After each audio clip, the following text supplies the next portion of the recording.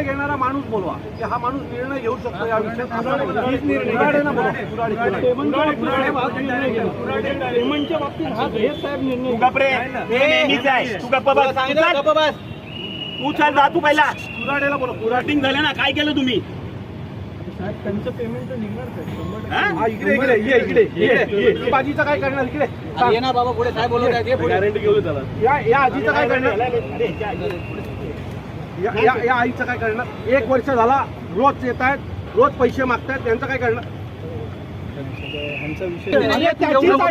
त्याचीच आई. एक मिनिट बोलत पुण्याला बाकी पुण्याला म्हणून सांगितलं. तो कोण बोलत? तो जयेश ना, तो चुकीचं बोलला साहेब. मग आम्ही काय करू? आम्हाला मेसेज कोण देतो? तुम्ही देता ना. ती एक मुलगी आहे, तिला बोलो. राणे राणे राणे राणे राणे राणे राणे राणे राणे